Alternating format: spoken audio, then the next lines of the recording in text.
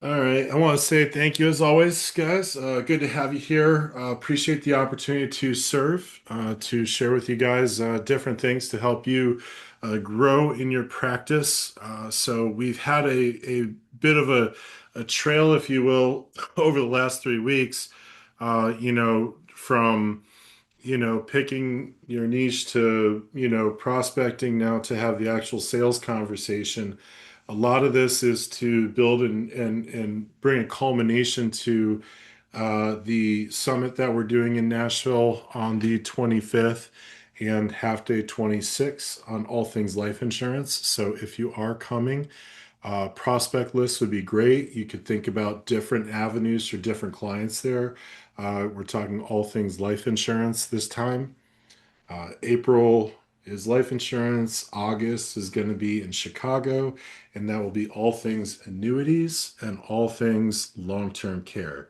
And then we'll round out the year in Vegas because who doesn't love Vegas? In the beginning of November, all things estate planning. So whether you talk basics, all the way up to stuff that is extremely complex and everything in between. So how do you become a well-rounded person? You step out of your comfort zone. So let's talk sales conversations today. And this is kind of our agenda. Why most sales conversations fail. It's a big, big issue. We'll talk about a four-step sales process: connect, discover, present, and then close. Discovery questions that create urgency, which is very, very important, especially in our business. It's an emotional decision, but how do you create an emotional decision without pressuring them? So that's a very big deal. Assumptive close. So we want to make sure that we're allowing the opportunity for the client to make their own decision per se, but also, helping them along and guiding them through that process. I will tell you right now, there's a reason why the insurance industry is a rather lucrative industry. When you think about it, how often, like if you look at a doctor, a doctor does not care about your wealth. A financial advisor could care less about your health. We're right in the middle. We ask about your wealth, we ask about your health, we ask about your social, we want blood. Have you ever done heroin? All this other stuff. It is a very, very emotional decision on everything that we do on the life insurance side. So when we talk about conversations, we have to make sure that we are using the right phraseology. We're wanting to do, the appropriate measures to help the client see that there's a value to what you're saying, but not to the extent where we're trying to force them to sign on the application. It's never fun. So, and oftentimes you'll hear me say a lot, the stories are what sell, not the products. If you lead with products, what's going to happen is you're going to have a big problem trying to close the business because let's say the product changes. I don't know if anybody heard the news last week, maybe a week before that, with Corbridge. Anyone familiar with that?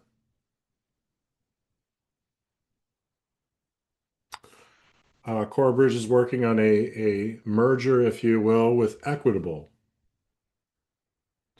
So Equitable used to be part of AXA Equitable.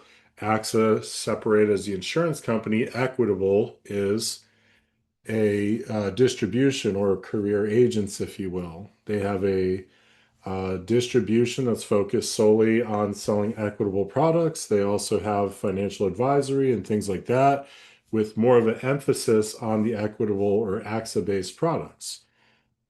So, for some people who I know, because I used to wholesale for Corebridge, were like, holy cow, the product that we sell the most is now going to change, and what's it going to do? And I was like, all right, let's pump the brakes for a second. Corebridge itself is a massive distributor of life insurance and annuity-based products.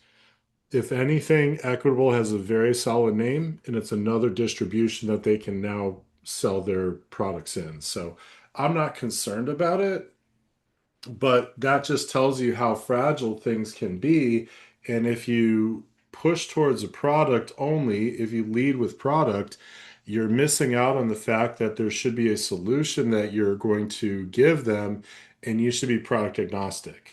Because everyone on this call, I know is probably preferred plus. I am not. So the carrier that I would pick for myself would be different than the carriers I would pick for everybody here. So you have to lead with a story versus a product.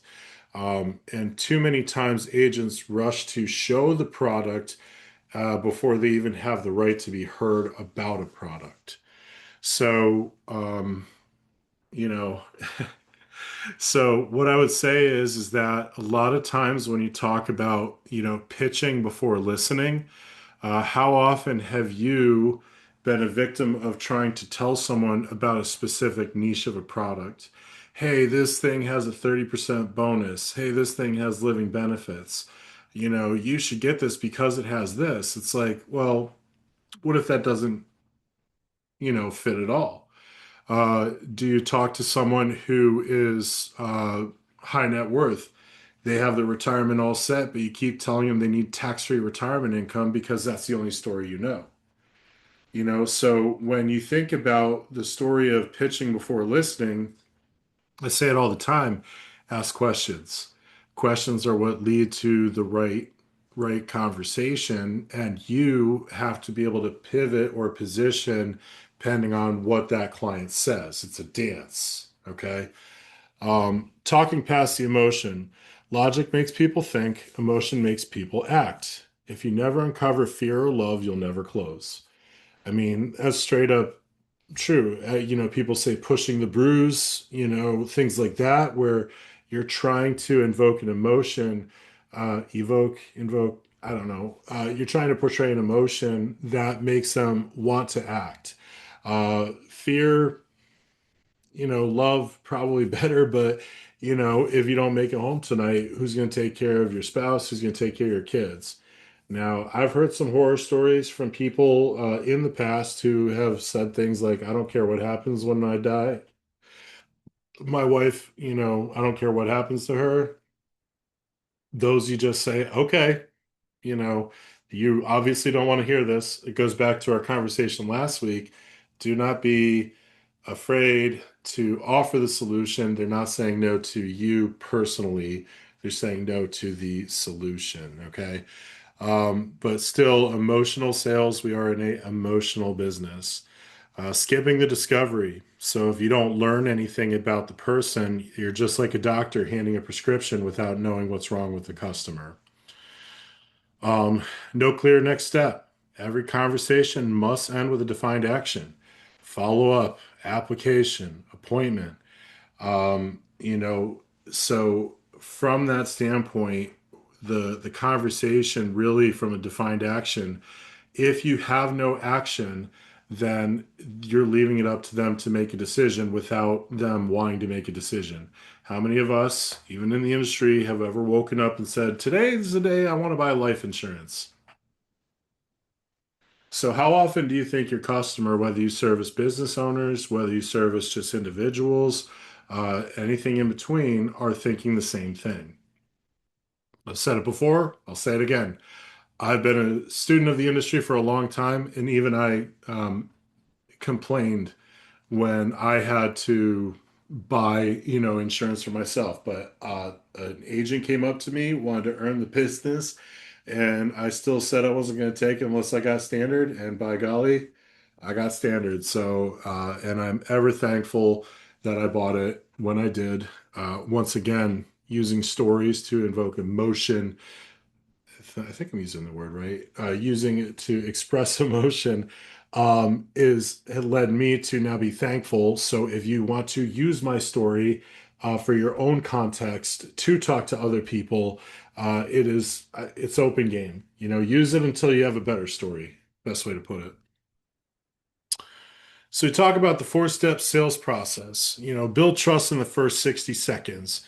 You want to mirror the energy of the person, use their name, ask a genuine non-insurance question. So it's not what you sell, it's how you sell. People buy from who they like. So, oh, you have kids? What do your kids do? Oh, they play lacrosse? That's awesome. My kids, they're swimmers, or my kids do this. Oh, how long have they done that for? What are they looking at for school? Stuff like that. A lot of times, what I'll do is I will open up with conversations around my family. I will tell people through different ways of expressing it, like, I work for two major Fortune 100 companies, my wife and I. So just expressing that right off the bat, because I know, being so attractive, it's hard to keep the women off. So I have to just kind of throw in there that I'm married.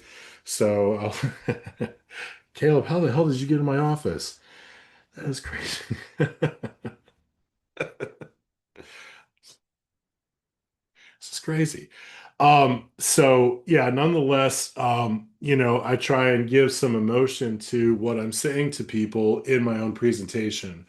I didn't feel called to go to Charlotte when MetLife went. So if someone was in more of a spiritual conversation, they would know, okay, maybe he has some type of religious background and there might be a connection there. But I'm not about to be like, I need to talk to you about how I got saved. That's not the place to do that. Okay. We moved when my kids were 5 and 2. I have two boys. And you weave that into your story, and now people are suddenly building this perception of you as a normal human, easy to talk to, and you have a good story why I got into the industry. My job was I wanted to take care of people, solve problems they didn't know they had. And then I would love to hear more about you. Uncover the real need and the real emotion. So the discovery questions. I don't have a list, Kathy, of 20 questions, so to speak.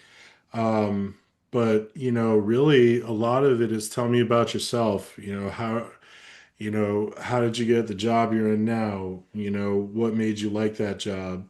What is, and just continue down that path. Because when you have those type of questions, it sounds more real than pulling out a list and being like, okay, occupation. What's your occupation? So just, I mean, we can develop something like that. That's not a problem. But you want to make it as real and as natural as possible. Show the solution to their specific problem. Present only what has addressed their needs, not the full product suite. So that is a huge one because we have 40 carriers at our fingertips, and between us girls, all the carriers are pretty much the same. There's little differences here or there, some bells and whistles. Don't get me wrong, everyone has their favorites. But if you can master a few, you should be able to say, we broker between 40 carriers, and you can use what I'm about to say if you want. Underwriting is an art and not a science. We look at 40 different artists.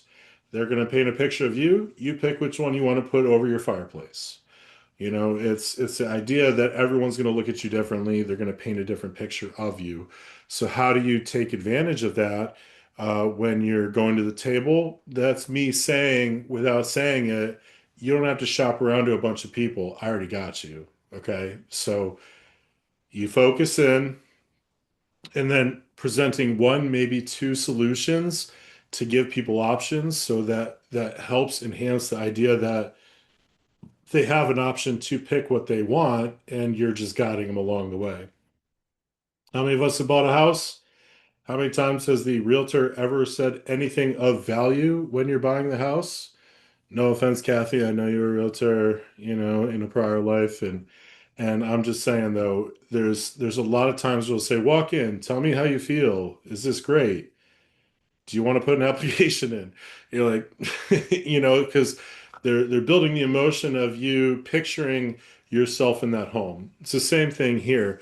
You ask questions, targeted questions, let them feel the emotion, bring it in and build it off of, what they're doing. Cash value life insurance. We could show an income stream or we could show a big bucket of cash. Tell me, Angel, what would you do with $200,000 of tax-free cash value at 65? Would you buy that beach house? Would you use it as income stream? Would you use it as a vacation fund? Don't limit it to the one thing that the illustrations want to show you, because most of the time, the numbers are going to change as time goes on. So don't limit the possibilities and let the people dream about what you're providing them. And then makes the next step. You know, it's not optional. What type of language do you want? Okay, now that we talked about this, oh, we're gonna have to talk about it. That's great. How does 3 to 5 weeks sound? Wow, that's plenty of time. Okay, well, I think we should put the application in today because it'll take underwriting about 3 to 5 weeks to make a decision for you. If you don't want it at that point, no harm, no foul, you got a free medical exam. But if you made a decision, now we don't have to wait another 3 to 5 weeks for them to go through the underwriting process. So there's little things that you can do to kind of trigger the conversation, but also make it not confrontational at the same time. So connection, user name, first, use their first name naturally 2 to 3 times. I am not going to lie. I forget everyone's name within 30 seconds of an intro. I kid you not. It is the toughest thing for me to do is remember a name. But if you can naturally use it and not say, yeah, nice to meet you, Caleb, Caleb, Caleb, Caleb. How are you today, Caleb, Caleb, Caleb, right? But if you say something along the lines of, thanks, Caleb, for taking the time, I really appreciate it. Angel referred me to you, said great things about you. Caleb, tell me, what do you do? And now you start to remember it yourself. They think that you have a firm appreciation for them at the same time. Definitely match their energy level. That's probably the hardest thing for me. Trying to actually get to an energy level that's below, but I'm working on that, I swear. But you don't want to overpower them. You don't want to, go super hard at someone. You just want to make sure that you are, giving them a good story, making sure that you're matching the pace or cadence. Do you want to be real fast in your words if you're dealing with someone who's a little bit older, might not understand exactly what you're saying, or do you want to slow it down? Ask one genuine personal question, family, work, not how's the weather, what's your favorite team and why, just something personal to break the ice. Sincerely thank them for their time. And what I would also say, it says give a brief one sentence reason why you're there. On the back end, too, also sending an email with a recap of your conversation so they remember it. Because again, like we said last week, memories fade, but notes don't. So if you send a note to them to reconvene and have a conversation, it's extremely helpful. Client must feel they're heard before they feel helped. Okay, so they want you to listen to them. So discover, if something happened to you tomorrow, who would be affected financially? So that's a gut punch, right? No one wants to think about their own mortality, but it's an honest question. What decisions have you made to put in place? Now, some people will literally just say, "Oh, they'll be fine." That's not an answer. That's a deflection, if you will, or the Heisman, right? They want to get you off their back because they're too afraid to answer that question and they're afraid to take um, activity or be proactive about it. Always, when it comes to questions like that, and you have spouses, make sure the other one is there too, because if someone said they'll be fine, I'd look at the other person and say, "Will you be fine?" Like, whoa, whoa, So there's not to say create hostility, but to create an open dialogue because this is a very serious conversation. How long would your family maintain their lifestyle without your income? So a lot of times I'll tell people 10 times your income, you add in your mortgage and you add in or what's left on your mortgage and about 150,000 per kid if they are still not in college yet. So that would be a rough figure to help make sure that the spouse can put the kids through college, maintain the livelihood that you've had for the last 10 years, and also be able to pay off the mortgage. So that's one less thing to worry about. So that's a quick and dirty way to do it, unless you want a full-blown financial needs analysis, which we'll do in a couple weeks. So, what does retirement look like for you? And do you have a plan to get there? So, once again, giving them that idea of creativity, the idea of what do they really want their retirement to look like? Because most people don't realize fiscally what it will take for that type of retirement. What would it mean to you to know your family was completely taken care of no matter what? That, once again, is an emotional question. That should probably be a follow-up to the first question. And have you worked with a financial professional before? And if so, what was your experience there? You'll find out with questions like that if they're like, oh, they just want to sell you something. That's all they want to do.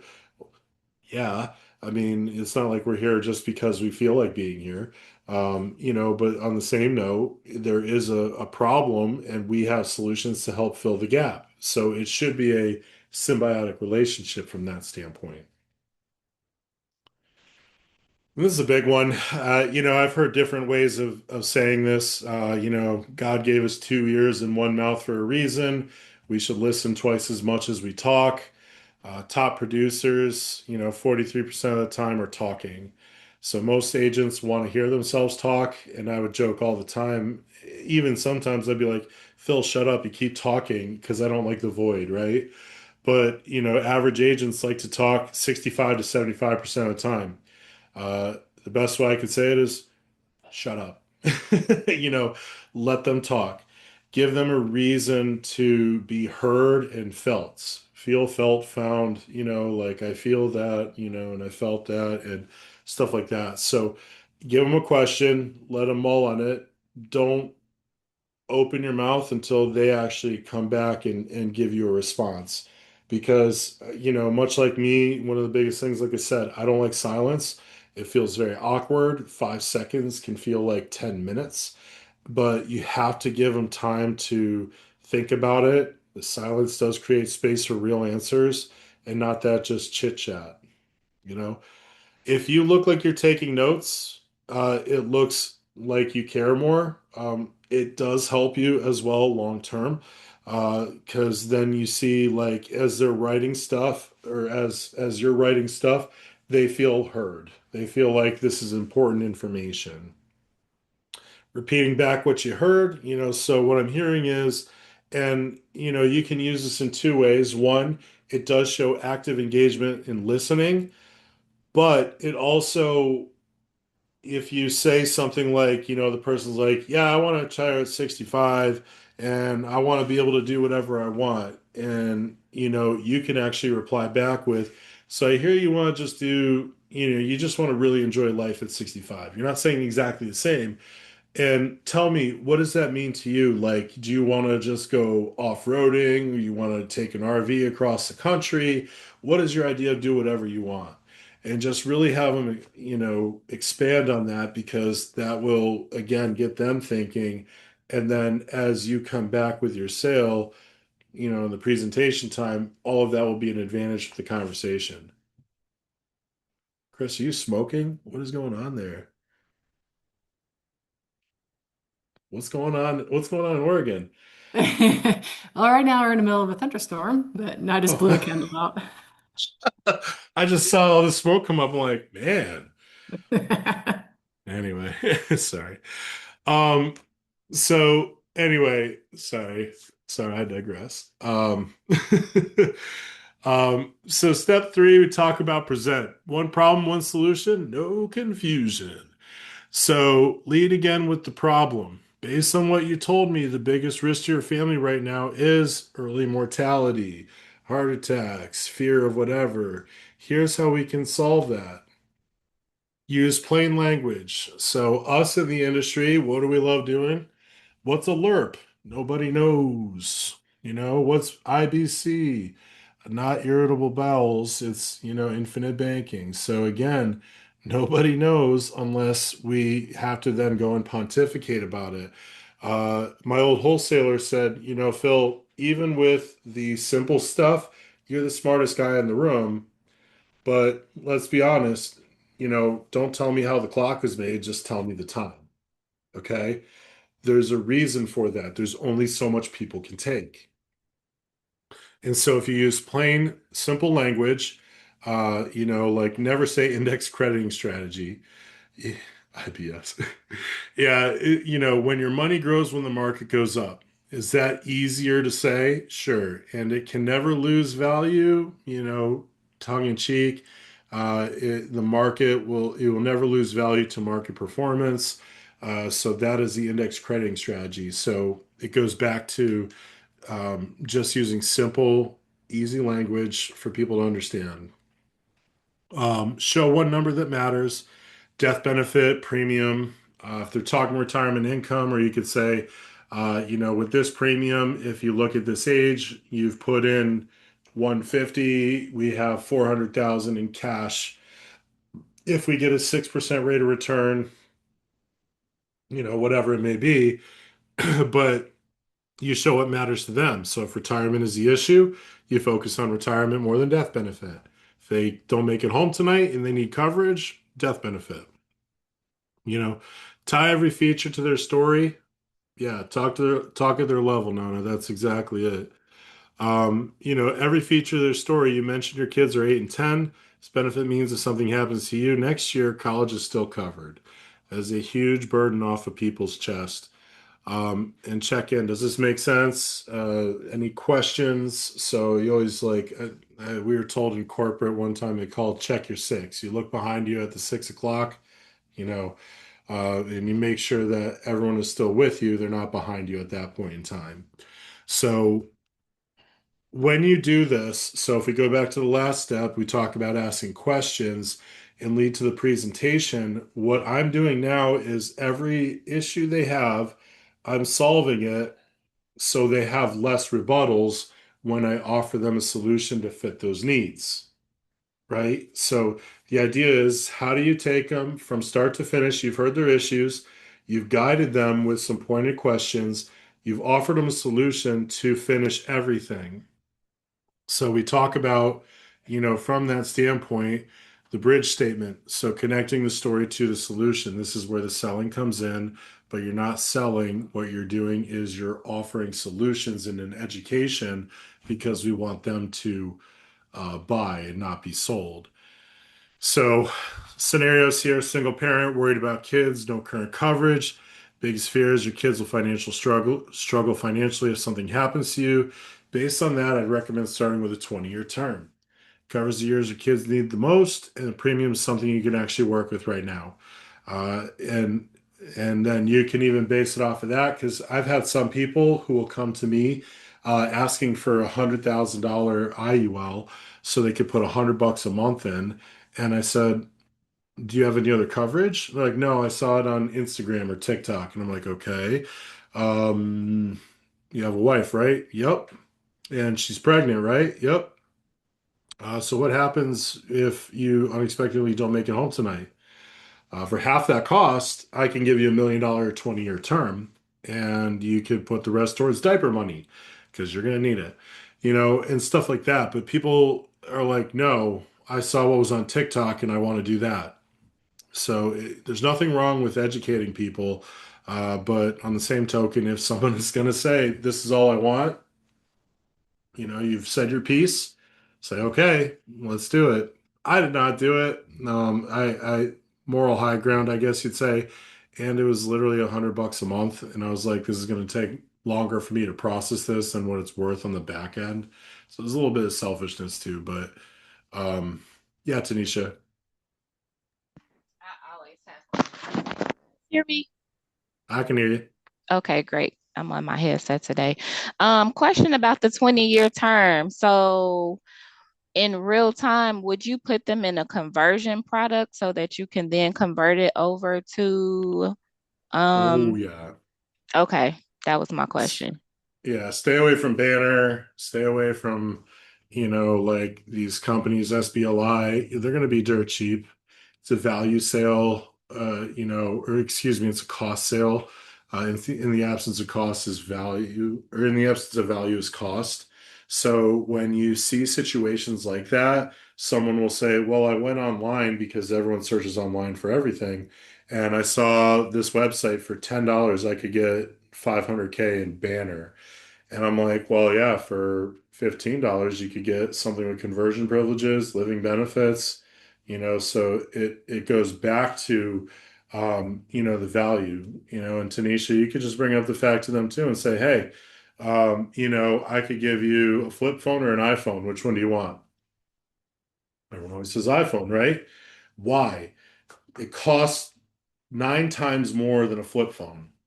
You can still make phone calls. You can still do T9 texting, the good old days. You can potentially get on the internet. It's not going to look as pretty. But why do people still do that? Because they like the value, they see the value. So if I can show you a value for $5 more a month, where maybe it's one less trip per month to Starbucks, uh,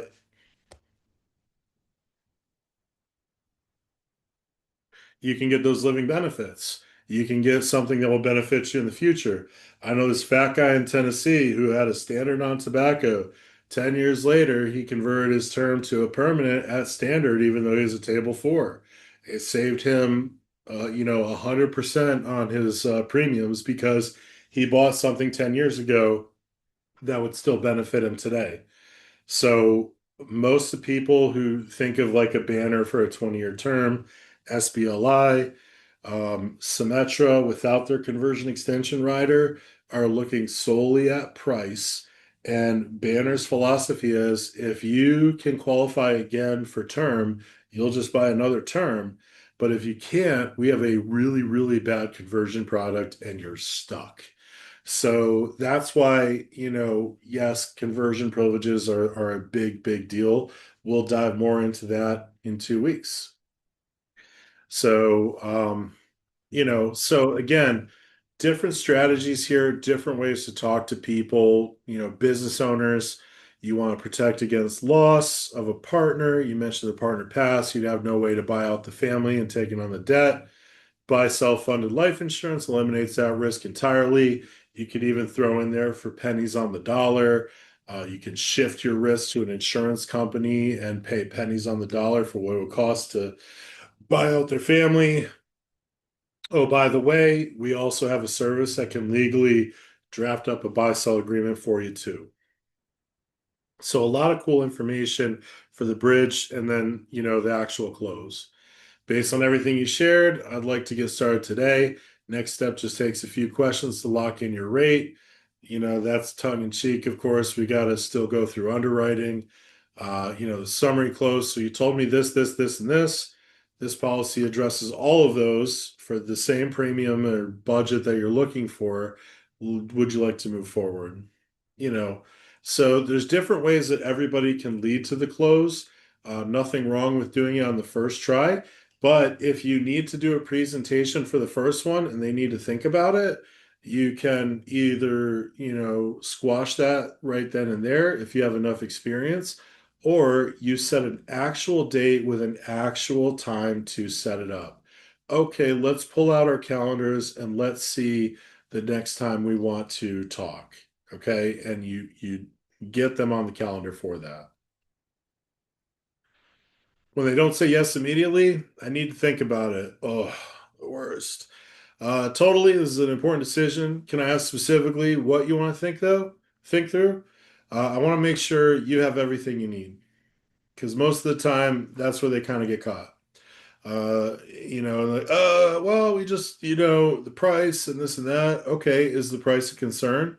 If I could make it more cost efficient, you might be sacrificing more cash growth, or you might be X, Y, or Z, but I can show you some other options if you'd like. So you kind of, again, nip the conversation in the bud right there. I need to talk to my spouse. Of course, would it help if I scheduled a time with all three of us to connect? If you can get them on the first shot, that makes it even easier because the game of telephone is the worst. You could do the best pitch ever. The client is like, oh man, I got to take this. And then they say to the spouse, hey, should we get this insurance? They're like, no. And you're like, no. So it's one of those things that you have to make sure that the decision makers are there. It's too expensive. Okay, that's a great point. Let me ask, is the cost the issue or is it the value? Because if we can show it pays for itself, does that change things? So once again, if it's an income sale, if I put in 150,000 and in 20 years you have 450,000 tax free, is that a value worth, looking at? I'm going to shop around. Smart Instinct, what are you comparing? If it's price alone, I can show you exactly how we stack up. Once again, we got 40 carriers at our fingertips. If you have someone who is, bigger, Peru has a weight scale that works well with fat people. Um, I can say that of my own kind, so I hope no one's offended. But, there's certain carriers that'll give you certain things. So if, for example's sake, you said to someone, I like this carrier, and it had a higher price than if they went and shopped another carrier. Well, that's great you found that, but I ran you at standard on tobacco because based off of your height, your weight, and this, that's where I think the underwriter will come in. They're showing you a super preferred, which I can do that too, but I don't think that's a realistic expectation. So if you want, I also have that carrier. I can sell you that carrier too, if that's really what you like. So, you shouldn't win or you shouldn't lose on the shop around. We've got everybody. So that shouldn't be an issue. Follow-up system, same day. We were talking about this last night. Of what's the cadence of how many times you talk to people? So touch one, same day. Great talking to you. I'm putting together some options. I'll have them to you and give a time and actually follow that time. Next 24 hours, just following up. Did you get a chance to review what I sent? Any questions? Or even better, hey, I got the examples or I got the items. When should we connect? If they don't pick up, you got 3 days. Still thinking it over, happy to answer anything. The rate I quote is for X days, so you give them some time frame. Then send an email, a phone call. But you see, the time goes further and further because you don't want to nag them. But on the same token, you want to make sure that you didn't do 4 touches, give up after a week, and then good old Phil Resch comes in a week later and says, "Hey, you need insurance?" Like, yes, I do. And then I get the sale. Suckers. So, I mean, that happens. Happens all the time. I've had it happen to me too. It sucks. So, but that does happen. So just make sure you stay on the follow-ups. If they didn't pick up Dina, I would leave them a voicemail and then I would also send them a text message and say, "Hey, just left you a voicemail. Would love to connect soon. Listen to the voicemail and let me know when you're free to talk." Something like that. So it just double backs there. I don't think I've ever left a video text, but yeah, Tanisha, follow-ups are the biggest thing. So, like we talked last week, if you have a CRM, as cheap as it could be, use Excel, but have some type of CRM that you can leave notes in, follow-up conversations and dates and stuff like that. That'll be extremely helpful for you to grow in your business. Um, so key takeaways. Sale is won or lost in discovery, not the close. So if you ask better questions, listen more and talk less, that is a huge win for you. Use the 4-step process: connect, discover, present, and then close. Don't skip. Bridge your story to a solution. Every feature you present should connect back to something they told you. So once again, it's that emotion. People are going to ride off emotion 5 times, or 5+ times. So we want to make sure that, the deal that feels lost on day 3 often closes on day 14. You just want to stay in front of those people. And say practice your scripts before the summit. Once again, if those who are coming. So just have an idea. We're trying to get prepared for that. Judge-free zone. If you're not coming, I'll judge slightly, but judge-free zone. Unless you have a reason not to be there. Yeah, go till they say no. Yep, I agree wholeheartedly. So next week, David McKnight is coming in to present.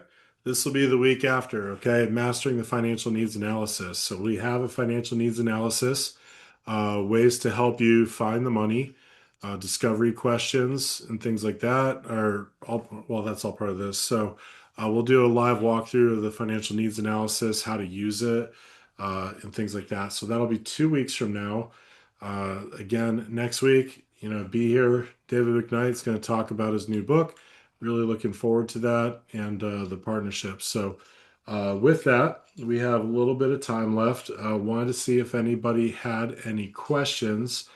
Uh, while you're pondering that, I'll answer your question, Angel. Is Corbridge more ideal for overweight, non-smoking, over 50? Um, Uh, no. So diabetes, they're very strict on.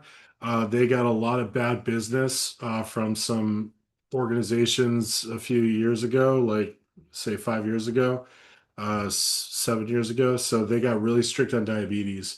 There are other carriers who are a little more liberal from that standpoint. If you're talking permanent insurance, Columbus has a table shave up to 3 tables, up to $1 million on their IULs, so I really like their IULs. Um, so that might be a story.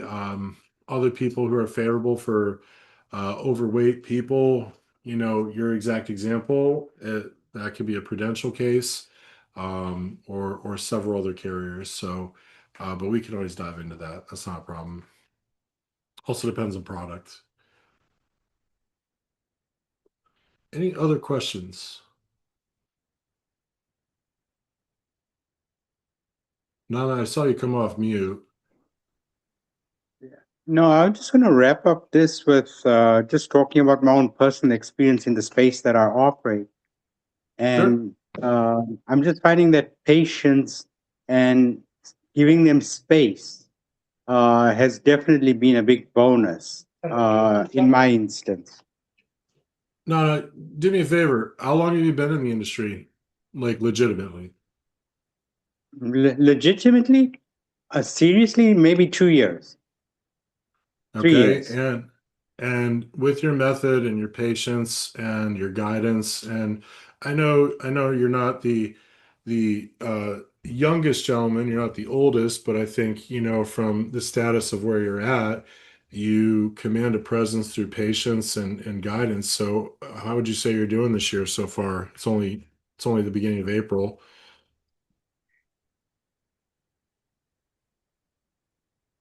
So you're asking as to what my pipeline's looking like? Yeah, over the last couple of years, as you've grown through this Oh, process, yeah. definitely, definitely. I'm beginning to see growth and I'm beginning to see traction. And the Hmm. biggest thing that I'm seeing now is referrals where people are now confident in what I do and they're beginning to spread the word. Do good for your community will do good for you. So that's the biggest thing. Yeah, Angel, for the question between Lafayette and Prudential and others, it depends on a few things. So what I would say is that if you have the information on the client, send it over to me, and then we can run it through the pipeline, including face amount and product, term or perm, and things like that. And then we can take it from there.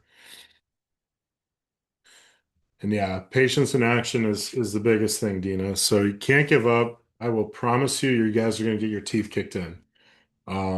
There's no nice way of saying it. That's how this industry is.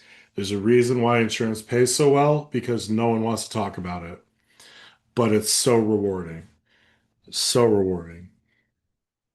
I know Tanisha, you came off mute too. Um, did you have another question? I forgot what it Oh, was. come on. Come on. It wasn't that long ago. I know I That's it. was young, but it's Just say. listening up here is I thought that was hair dye. I thought you were just doing like what the kids do and they just, no, they dye their hair gray. That's what Caleb does. this is real gray, real Real Earl gray. Grey. This is not Yeah, fashion. I feel you. That's Well, if you that's called remember it, let me proof know. of wisdom gray. There you go. There you go. Really Au is. naturel. I did. Oh, I was I gonna say, remembered. I remembered my question. So yeah. What is it? when you're doing or when you're setting up visits, do you prepare before you actually go into the visit? Like, do you send them a questionnaire? I kind of came in a couple of minutes late on the call, but is that something that you would previously try to prepare for? What I would do is I would send an agenda to the customer. this is what I'd like to talk about. So 10 minutes, just cordial, would love to get to know you more. 30 minutes on education of, industry, or if it's a discovery, like the first time you're ever talking to them, 15-minute conversation. And what I would say is that block out 45 to an hour, because if you're 15 minutes, they like you enough, they'll go longer, and then you can continue the conversation.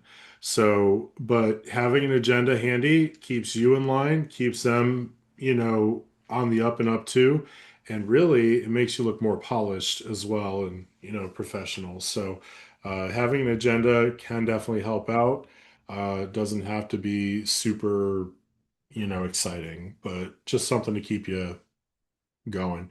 And I would say, so like, as you guys have seen, I send out an email on Wednesdays and a text message on Thursdays.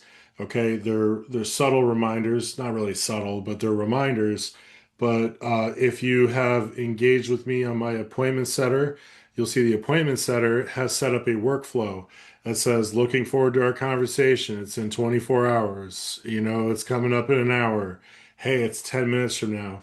So when I know people don't show up, I know it's deliberate, but whatever.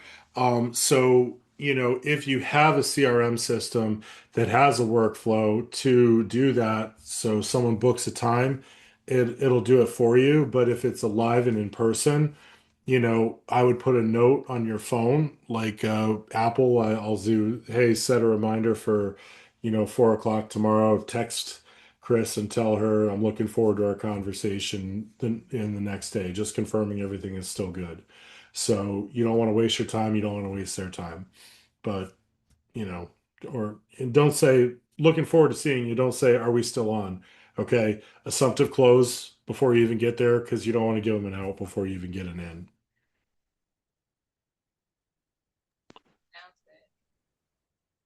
Yep. Um, so Angel, what is best to do if you have texted family and friends, post on Facebook a few times to let them know what you do, ask for referrals, and no one does?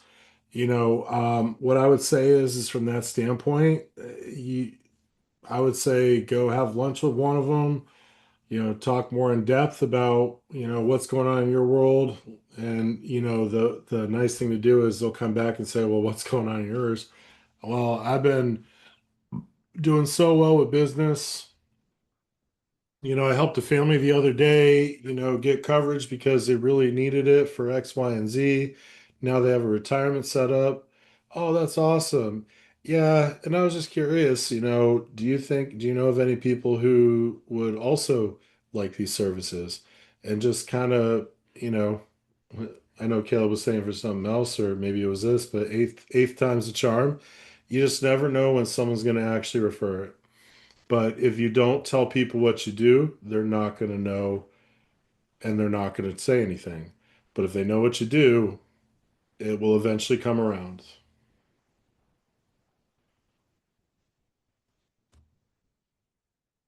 Yeah, I mean, so your own brother told you that he's got a person they work with. Um, yeah, I would say, like Caleb just said, people don't like to talk to their family members about their stuff. Like I know what my sister and brother do, but they don't know what I do. They just see that, I'll take my kids and wife somewhere, and they're like, oh, well, but that can be an uncomfortable part. So yes, having a partner in crime to do that is extremely helpful. I'll definitely be your huckleberry, and I think everybody knows at this point I don't abuse a case split because I want you guys to make money. Um, and so the big thing is that if your brother and wife have a person they work with, that's fine. But I would say I'd use it, simple analogies. Okay, you work with someone, you're happy with them. Are they doing everything that you ever wanted? Is there any complaints, any concerns? Uh, have you ever thought of a second opinion? Because sometimes if you have a New York Life agent, if it is, Northwestern. They're very captive. They only have one product suite and one, everything. Now's your chance to say, I could sell New York Life too, but we also have 39 other carriers that might be a better fit for you at this time and place. If you bought a policy 10 years ago, it didn't have living benefits. We have living benefits now. So there's definite reasons to review for free their policies if they're willing. For New York Life, don't you have to bring them a $30,000 policy before they'll let you contract? Clients don't know that. Oh, okay. Yeah. Good And point. then we got Lafayette, we got Mass Mutual, we've got New York Life, excuse me, New York Life, Nationwide, National Life Group, Foresters, all have whole life policies. So, hey, we ran this in New York Life, but guess what? Mass Mutual's better. Lafayette's better. Whatever, lipstick on the pig. Also, sometimes saying there's a minimum works in your favor. I Mhm. shot a MIGA case. I was like, oh, well, you don't qualify for that. We need 100 grand. Get a call back 10 minutes later. So if I moved 100 grand from Wells Fargo, you're telling me that I can get that interest rate? I was like, I thought you only had 10 grand. Lo and behold. I tell you, it's interesting when someone wants it that bad, they'll find a way to make it work. You just have to make it worth them wanting it that bad. So, yeah, that's amazing. I just wish my gets paid better, but hey, right for the client, right for the situation. I mean, I write 3 to 5 year MIGAs, so they actually do pay me nicely once you factor it over 10 years. Fair enough. And when you put it that way, it's all perspective, right? They'll pay you more than your advisory fee. Yes, that is true. Touche. Are MIGAs beating CDs, Dina? That's a great question. The simple way to do that is if you log into the portal, you can actually see the MIGAs. Don't tell me I have to do addition. I hate addition. Always does this to me. 15.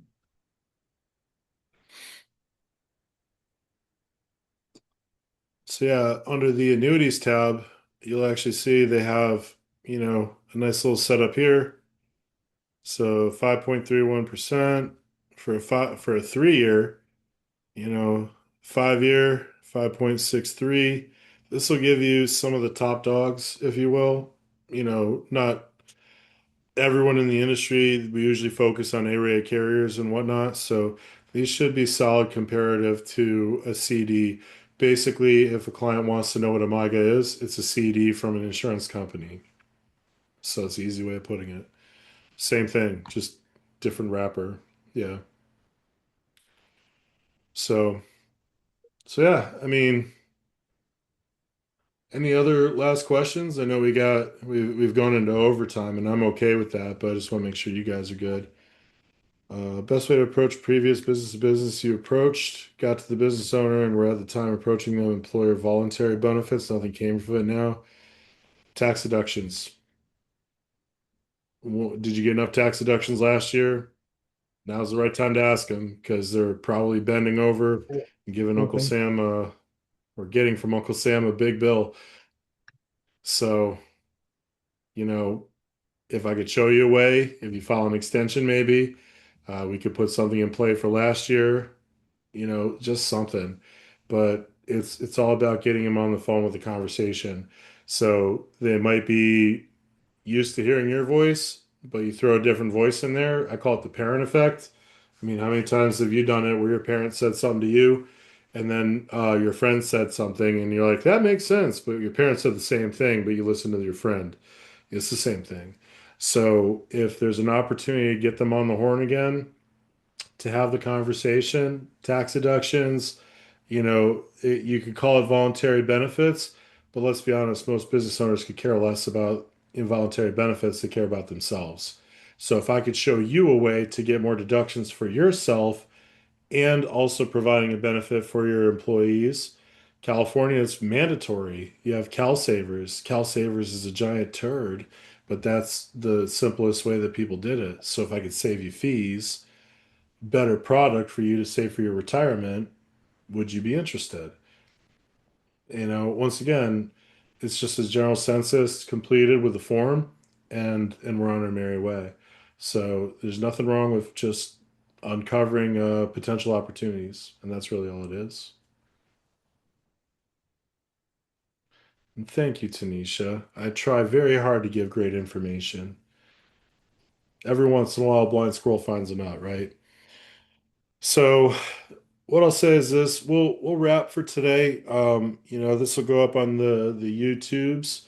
Um, and we can continue conversation. Uh, we'll wrap for now, and then what I would say is that just be on next week. Be ready for Mr. McKnight. I think it'll be a really good presentation. Well, why wouldn't it be, right? He's a renowned author, so. Um, So all I gotta say is I appreciate it. If we don't talk, have a great weekend. But looking forward to seeing how I can help you in any way, shape, or form. So appreciate it. You guys have a great rest of your day, all right? Thank you. Thanks, Thank Phil. you. Thank you. Thanks, Thank Phil. you. Bye. See ya.